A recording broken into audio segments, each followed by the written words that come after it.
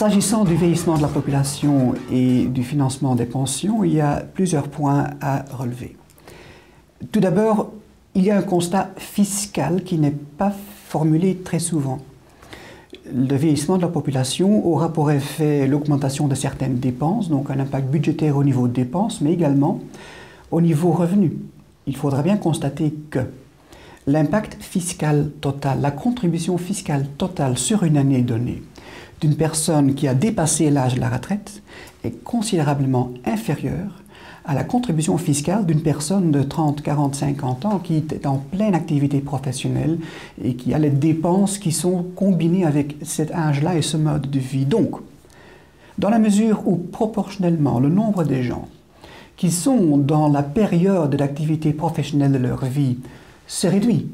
par rapport à l'ensemble de la population de la Belgique, il y aura également un effet négatif sur la recette fiscale qu'il faudra bien prendre en considération lors de l'élaboration d'une politique fiscale. Dans ce cadre,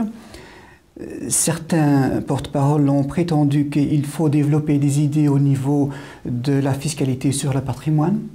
ou sur un revenu imputé sur le patrimoine. L'étude tente de démontrer que c'est des approches fiscales qui sont inefficaces et qui ne permettent pas d'atteindre un but sans avoir énormément d'effets pervers qui ne peuvent être éliminés. L'étude ne plaide donc certainement pas pour l'introduction de ce type d'imposition. Or, l'étude plaide en faveur de systèmes et de régimes fiscaux, au niveau des pensions notamment, mais pas uniquement, qui encouragent les gens à travailler jusqu'à leurs 60, 62, 65 ans, ou plutôt qui découragent la retraite prise avant 63, 64 ou 65 ans par des mesures favorables fiscales qui existent actuellement, qui seraient modifiées, revues et remises en équilibre. Et finalement, il importera également d'inviter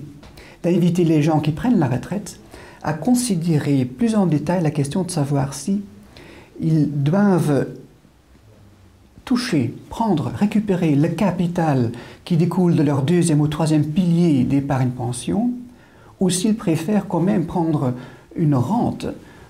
pour être sûrs de survivre financièrement jusqu'à l'heure, nous l'espérons tous, 85 ou 90 ans.